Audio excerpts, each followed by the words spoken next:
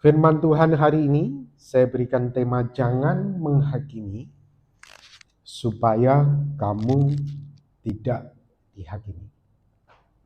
Firman Tuhan ini tentunya tidak asing bagi kita sering mendengarnya, dan hari ini kita akan mengulangi kembali untuk kita merenungkan bagian ini supaya kita betul-betul bukan hanya tahu tetapi bisa menjadi pelaku dari firman itu sendiri.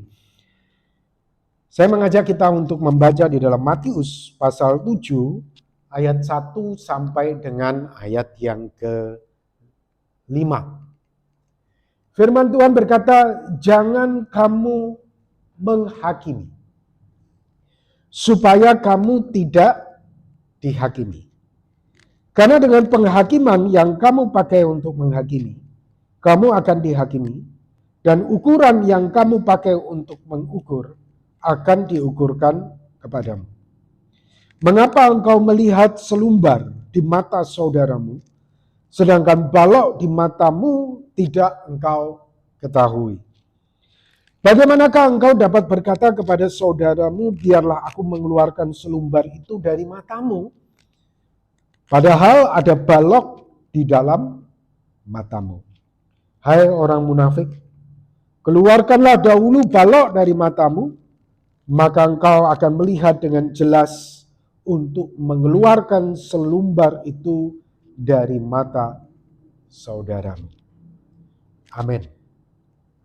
Bapak Ibu Saudara yang dikasihi oleh Tuhan, ketika kita melihat kelemahan atau kekurangan saudara kita atau orang lain, sangat mudah bagi kita untuk menghakimi orang tersebut.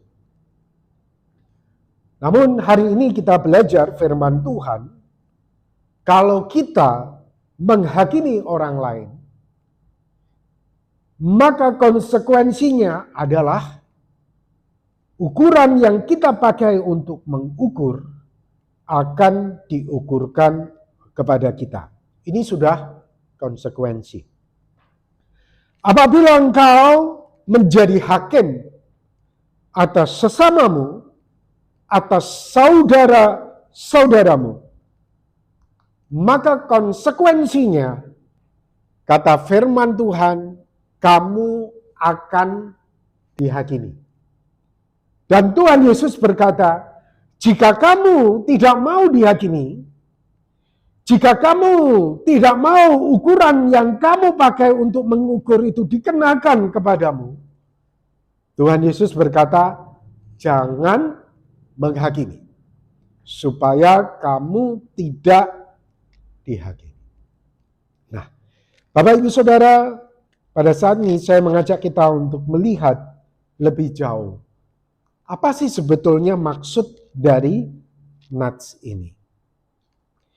Saudara, ketika kita menempatkan diri sebagai hakim, ya, tanpa sadar, itu berarti kita itu siap untuk diuji. Kita itu siap untuk membuktikan kredibilitas kita itu sebagai hakim. Ya, perhatikan Bapak Ibu Saudara. Ketika kita menempatkan diri kita sebagai hakim atau orang yang lebih tahu bagaimana bertindak lebih baik, bagaimana bersikap lebih bijaksana, itu berarti, saudara, kita siap untuk diuji atau siap untuk membuktikan kredibilitas kita sebagai hakim. Contoh, kita melihat saudara atau teman kita. Contoh ya, saudara, jomblo kok begitu, gitu ya kan? Bla bla bla bla bla bla bla bla bla gitu, saudara. Kita ingin menunjukkan sebagai jomblo yang baik, yang bijaksana itu harusnya begini, harusnya begitu. Harusnya begitu. Nah, kita menempatkan diri sebagai hakim, sebagai orang yang lebih tahu, sebagai orang yang tahu bagaimana bersikap lebih bijaksana. Kemudian kita sering juga berkata orang itu tuh harus begini, orang itu harus begitu, dia itu seharusnya begini, harusnya begitu. Ya saudara, jadi tanpa kita sadar saudara, kita itu sebetulnya menyatakan diri, aku siap diuji loh. Aku siap diuji, kredibilitasku itu siap untuk diuji loh. Nah, firman Tuhan berkata, Tuhan Yesus berkata, karena dengan penghakiman yang kamu pakai untuk menghakimi, kamu akan dihakimi.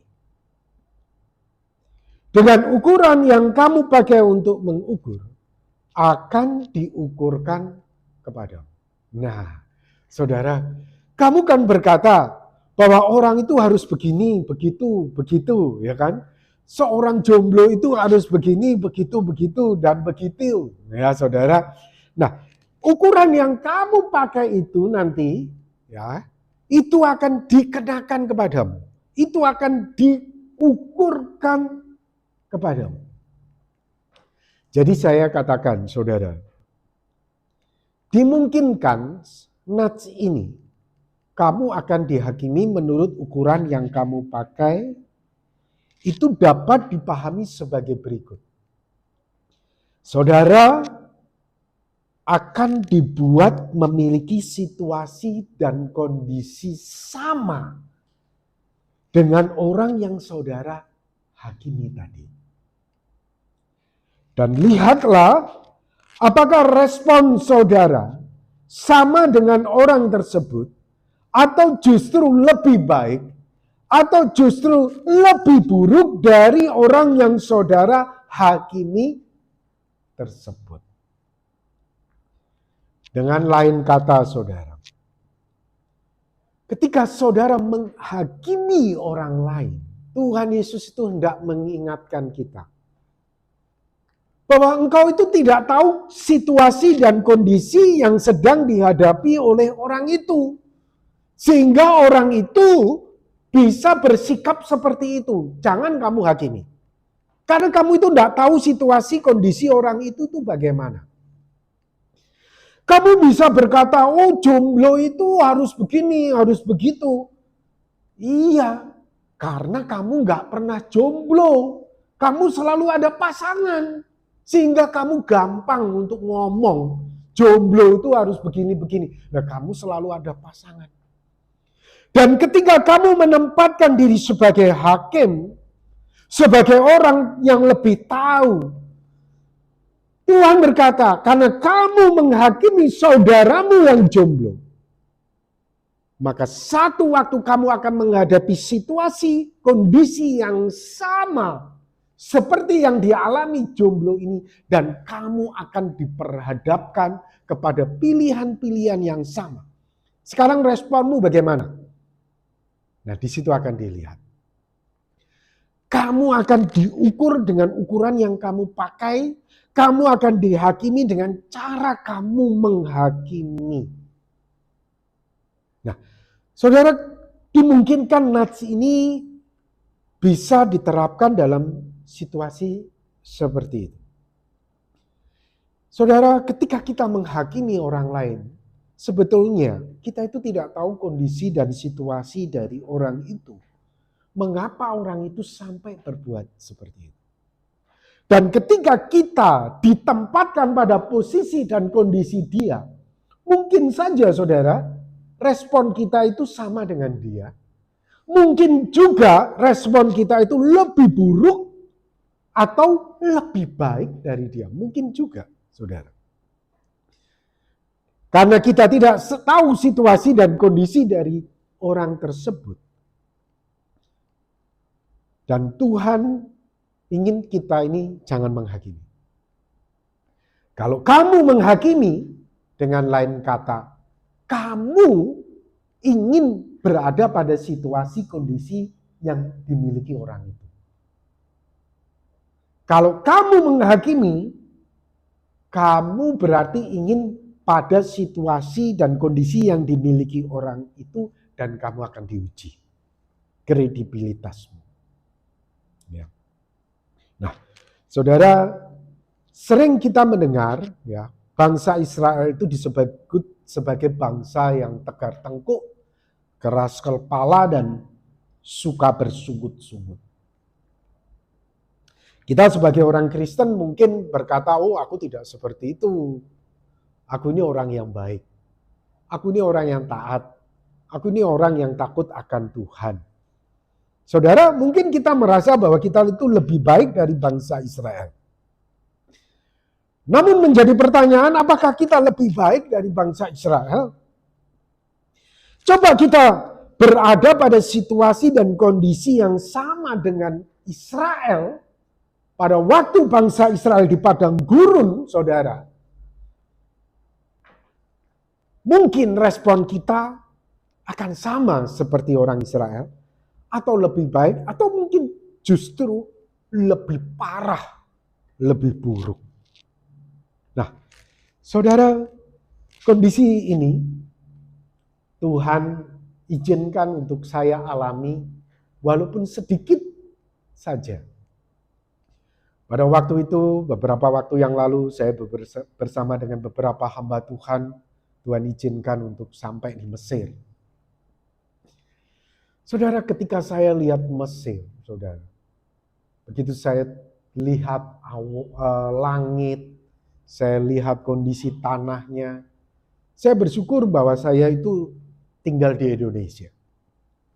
Karena sejauh saya memandang di Indonesia ini semuanya hijau, ada rumput-rumputan. Sementara waktu saya di Mesir, saudara, sejauh saya memandang seperti ini, saudara. Padang gurun, padang belantara, saudara.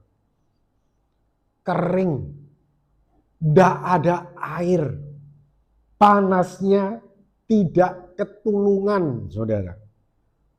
Tetapi pada waktu saya ambil foto ini, saya ada di dalam bus. Jadi ada AC dari bus. Tapi di luar ini, saudara, itu panas sekali. Dan pada waktu zaman bangsa Israel keluar dari Mesir menuju ke tanah Kanaan, di mana lokasi yang sama saya jalan dengan bus, ini dimungkinkan adalah lokasi yang sama bangsa Israel itu berjalan, saudara. Kayak begini, saudara, panasnya tidak ketulungan. Sejauh mata memandang, saudara, ini salah satu sudut juga foto yang saya ambil. Bayangkan, saudara, kalau di sini kita melihat jauh begitu ya, saudara, itu pohon hijau ya, ada air tergenang. Ini saudara bayangkan. Kayak begini, ini orang Israel berjalan kondisinya kayak begini, panasnya. Pada waktu saya di Qumran, saudara, saya lihat di handphone saya, suhunya berapa sih kok panas banget. Waktu saya di sini saya nggak sempat lihat handphone ya. Tapi waktu saya di Gua Qumran, saya lihat handphone saya, panasnya berapa sih? Karena saya ada di luar pada waktu itu.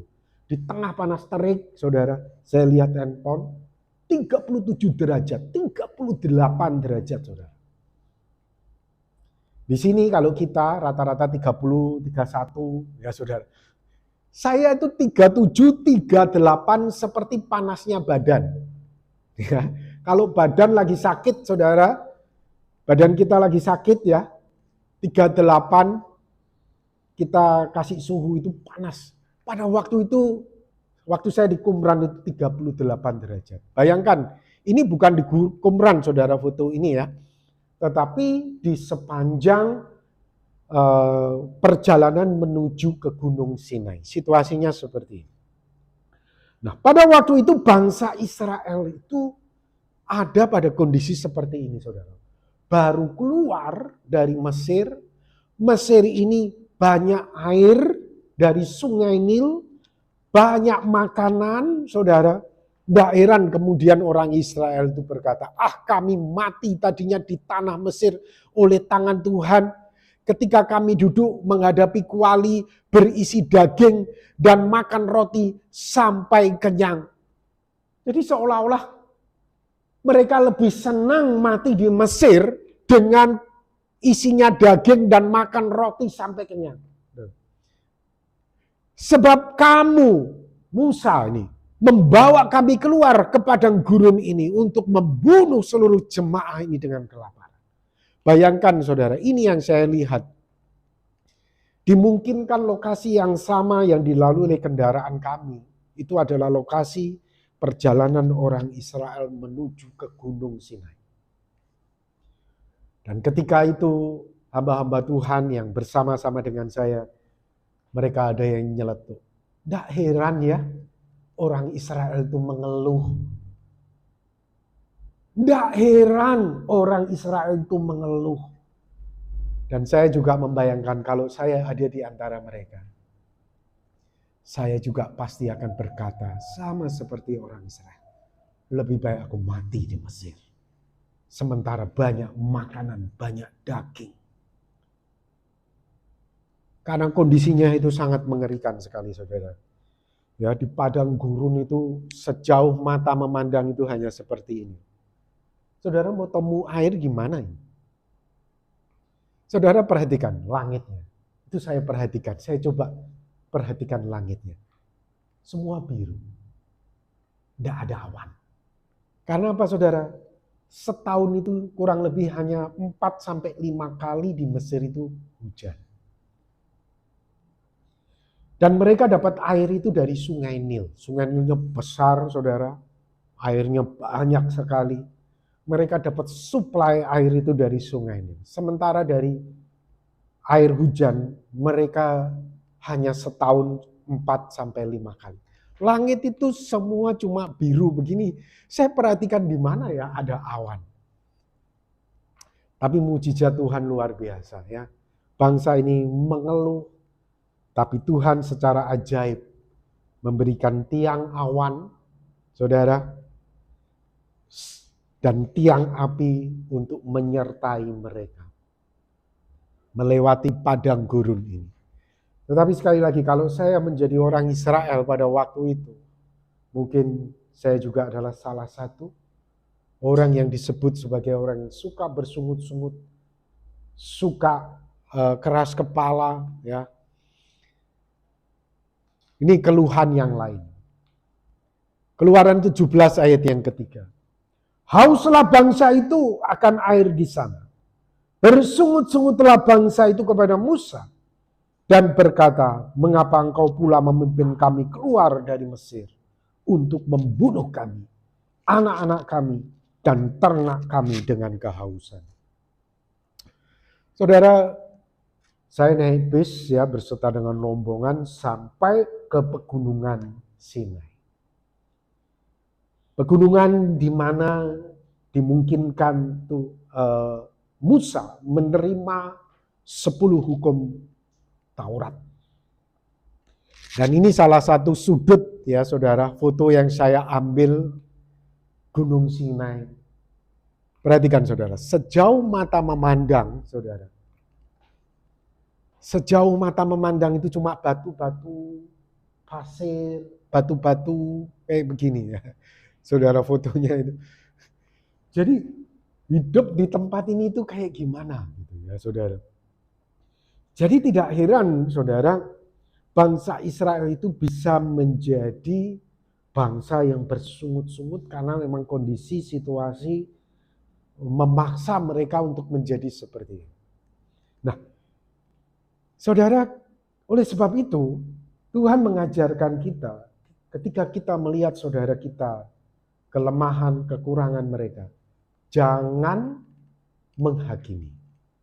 Karena kamu itu tidak tahu situasi dan kondisi yang dialami orang itu pada waktu itu. Kalau kamu tetap menghakimi dan secara arogan, kamu merasa lebih tahu, lebih baik daripada orang itu. Oke. Kamu siap untuk diuji kredibilitasmu itu. Kamu siap untuk diuji dengan cara kamu ditempatkan pada padang gurun yang sama. Padang belantara yang sama. Dan bagaimana responmu pada waktu itu. Kamu siap untuk diuji. Oleh sebab itu Tuhan Yesus berkata, jangan menghakimi supaya kamu tidak dihakimi. Jangan menghakimi supaya kamu tidak dihakimi. Saudara, Paulus menyadari ketika seseorang pada kondisi dan situasi yang sama dengan orang yang dihakimi, dimungkinkan akan melakukan kesalahan yang sama pula. Ya. Saudara, Paulus menyadari itu. Kita bisa tahu itu dari mana? Di dalam kitab Roma pasal 2 ayat yang ke-1. Karena itu, hai manusia, siapapun juga engkau yang menghakimi orang lain, engkau sendiri tidak bebas dari salah. Bukan berarti kamu gak bisa melakukan apa yang dia lakukan. Sebab dalam menghakimi orang lain, engkau menghakimi dirimu sendiri. Karena engkau yang menghakimi orang lain melakukan hal-hal yang sama. Jadi Bapak Ibu Saudara, ketika kita melihat kekurangan atau kelemahan saudara kita, firman Tuhan hari ini mengingatkan kepada kita, jangan menghakimi. Kalau kamu tetap menghakimi, kamu akan diletakkan pada situasi dan kondisi yang sama dengan orang itu, dan kamu akan diberi ujian yang sama seperti orang itu, dan bagaimana responmu nanti. Ya, jangan menghakimi. Nah, namun Pak Robi, kita melihat kekurangan kelemahan orang lain itu kan wajar. Betul, saudara. Ketika kita melihat kelemahan atau kekurangan orang lain itu hal yang natural. Oleh sebab itu apa yang harus kita lakukan? Nah, Tuhan Yesus mengajarkan kepada kita. Kalau kamu lihat kekurangan kelemahan saudaramu, ini yang harus kamu lakukan, kata Tuhan Yesus. Mengapa engkau melihat selumbar di mata saudaramu? Selumbar itu serpihan kayu, saudara. Itu selumbar. Ya. Sedangkan balok itu adalah potongan kayu yang gede. Ada di dalam matamu, engkau itu tidak tahu. Engkau melihat selumbar di mata saudaramu, engkau itu koar-koar. Engkau pengumuman kepada semua orang, padahal di matamu sendiri itu balok, kata Tuhan Yesus. Balok. Kesalahanmu itu lebih gede. Kamu pada situasi yang sama dengan orang itu, kamu itu lebih jahat. Kamu itu lebih sadis. Karena balok di mata kamu.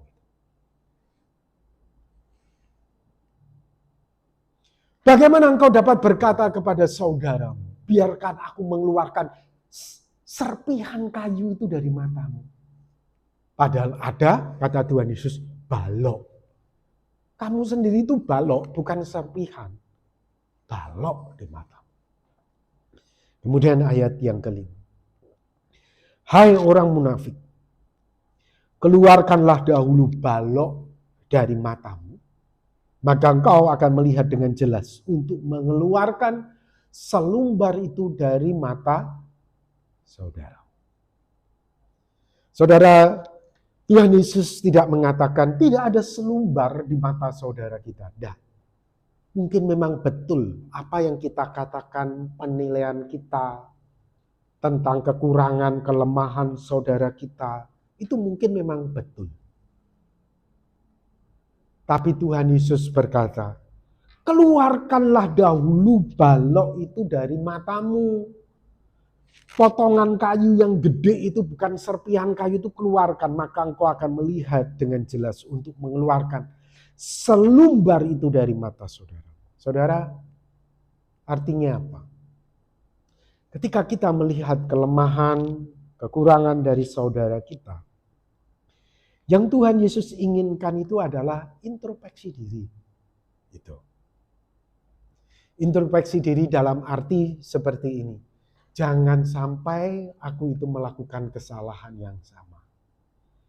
Jangan sampai aku itu merespon dengan cara yang demikian.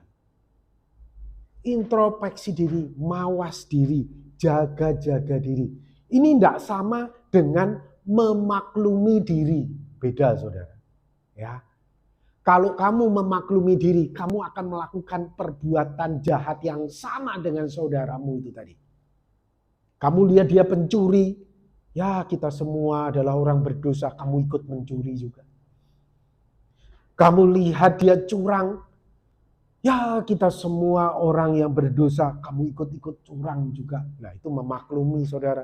Itu bukan introspeksi diri, itu beda. Kamu sepakat berbuat jahat sama-sama dia. Ini bukan introspeksi diri. Tuhan Yesus berkata, keluarkanlah dahulu balok dari matamu. Itu introspeksi diri. Jaga-jaga, waspada, supaya kita tidak jatuh pada lubang yang sama. Nah, ketika kita belajar introspeksi diri, saudara, sebetulnya apa sih yang terjadi? Yang terjadi itu, kita itu sebetulnya sedang belajar juga untuk berempati. Sehingga kita tidak menempatkan diri sebagai orang yang lebih tahu, sebagai hakim, sebagai orang yang lebih bijaksana, tapi kita itu bisa empati. Oh begitu ya. Orang Israel itu ada di padang gurun, padang belantara, dia mengeluh. Saudara, sungguh ketika saya ada di sana, itu sangat menolong saya juga untuk melihat kondisi orang Israel. Kenapa orang Israel dikatakan sebagai keras kepala, tegar tengkuk. Kenapa? Memang sejauh mata memandang itu tidak ada air, tidak ada makanan. Saya lihat ke langit juga, mana ya ada burung di sini. Di padang gurun ini tidak ada burung, tapi secara ajaib Tuhan itu bisa kirim burung puyuh.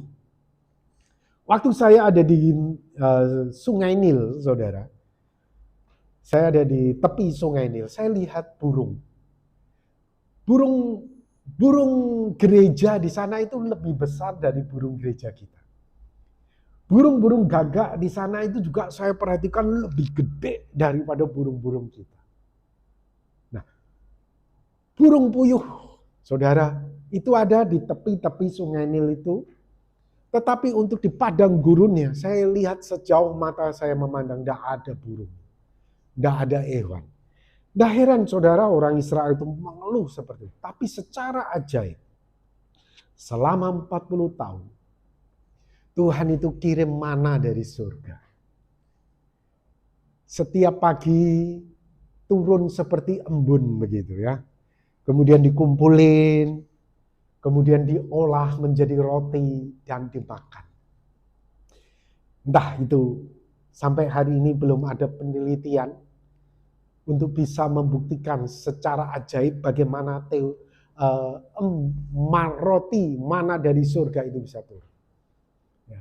Ada burung puyuh yang Tuhan bawa ya, selama 40 tahun bagi bangsa Israel di padang gurun itu untuk mereka bisa makan daging.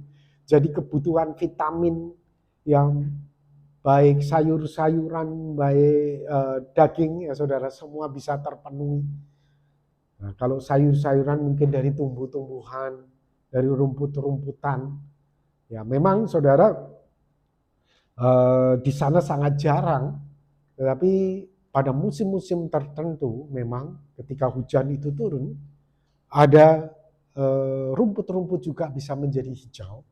Tetapi pada daerah-daerah tertentu. Untuk daerah di pegunungan Sinai, curah hujan itu lebih banyak memang dibanding dengan yang ada di kota Mesir. Mesir itu berharap penuh dari Sungai Nil. Sementara di pegunungan Sinai, memang curah hujannya lebih banyak. Dan saya juga diajak ke tempat di mana ada sumur. Sementara di padang gurun seperti ini saudara, ya itu ada sumur juga loh saudara. Ya, ada sumur yang diyakini itu adalah sumur Musa pada waktu itu, di mana bangsa Israel dimungkinkan minum dari tempat itu. Ya, saudara, ini adalah kuasa Tuhan menolong mereka secara ajaib menghadapi situasi yang sulit, situasi yang berat. Namun sekali lagi saudara, kita tidak tahu ya kondisi sebetulnya dari bangsa Israel. Tetapi sekali lagi jangan sampai kita menjadi hakim. Kita juga tidak tahu kondisi yang sebetulnya dari saudara kita, dari sesama kita, sehingga dia berperilaku seperti itu. Dia pada kondisi seperti itu. Jangan kita jadi hakim, melainkan kita belajar untuk bisa introspeksi diri. Nah, ketika kita belajar untuk introspeksi diri secara tidak langsung, kita itu menjadi orang yang bisa berempati kepada orang lain. Ya. Dan kalau kita itu bisa menjadi orang yang berempati kepada orang lain, saudara, secara tidak langsung juga, kita itu belajar juga untuk bisa mengampuni orang lain. Jadi ketika kita berkata, Tuhan Yesus berkata, jangan menghakimi. Dan kita belajar untuk tidak menghakimi. Sebetulnya kita itu sedang belajar untuk mengampuni. Itu dimulai dari introspeksi diri. Kita introspeksi diri, kita jaga-jaga, mawas diri. Jangan sampai kita jatuh pada lubang yang sama. Dan kemudian kita belajar empati. Karena kita tahu manusia itu penuh dengan kelemahan, manusia itu penuh dengan keterbatasan. Dari situ, saudara, kita akan belajar untuk masuk tahap yang ketiga, mengampuni. Saudara, Tuhan Yesus telah memberikan teladan kepada kita. Ketika dia di atas kayu salib, dia berkata, Tuhan, ampunilah mereka sebab mereka tidak tahu apa yang mereka perbuat. Saudara, mengapa Yesus sampai bisa berkata, sebab mereka tidak tahu apa yang mereka perbuat. Karena Yesus telah berempati terhadap kita. Ya, saudara. Di dalam Ibrani 4 ayat yang ke-15, firman Tuhan berkata, sebab imam besar yang kita punyai bukanlah imam besar yang tidak dapat turut merasakan kelemahan-kelemahan kita. Sebaliknya sama dengan kita. Ia telah dicobai, hanya tidak berbuat dosa. Dia berempati dengan kita. Sehingga dia berkata, Bapa, ampunilah mereka sebab mereka tidak tahu apa yang mereka perbuat. Saudara, kalau kita belajar introspeksi diri, itu akan menumbuhkan empati kita. Dan kalau empati kita sudah bertumbuh, itu akan menolong kita untuk kita bisa mengampuni saudara-saudara kita. Memang saudara, Tuhan Yesus berempati kepada kita pada waktu kedatangan Dia yang pertama sebagai manusia. Tapi kedatangan Dia kedua kalinya, Dia datang bukan dengan empati lagi. Dia datang sebagai hakim. Karena apa? Ada orang-orang yang setelah diuji, kredibilitasnya tidak terbukti. Dan orang-orang yang sudah diberi empati oleh Tuhan Yesus ini dan tidak teruji inilah yang akan Tuhan Yesus hakimi. Siapa yang berhak untuk menjadi hakim? Bukan kita. Tuhan Yesus nanti pada kedatangannya yang kedua kali. Jadi kalau saudara melihat kekurangan, kelemahan saudaramu, kamu bukan hakim. Siapa hakimnya? Tuhan Yesus. Itu haknya Tuhan Yesus. Kita manusia, kita hanya introspeksi diri. Kita belajar berempati. Kita belajar untuk mengampuni. Penghakiman itu pada Tuhan Yesus. Penghakiman kepada siapa? Orang-orang yang Tuhan Yesus sudah empati. Tapi orang-orang yang diberi empati ini ketika diuji, kredibilitasnya tidak teruji. dan Tuhan Yesus yang menjadi hakim kepada mereka. Amin. Mari kita akan berdoa bersama-sama. Tuhan, kami berterima kasih untuk firman yang Tuhan sudah nyatakan kepada kami. Berkatilah kami. Jika selama ini kami itu suka menghakimi, kami suka melihat kelemahan kekurangan orang lain. Tuhan, ampunilah kami. Tolonglah saat ini ya Tuhan, untuk kami bisa introspeksi diri, kami bisa empati, dan kami juga bisa belajar untuk mengampuni. Berkatilah jemaat-Mu dan biarkan iman mereka bertumbuh di hadapan. Tuhan berkati kami. Di dalam nama Tuhan Yesus Kristus, kami berdoa dan kami bersyukur. Amin.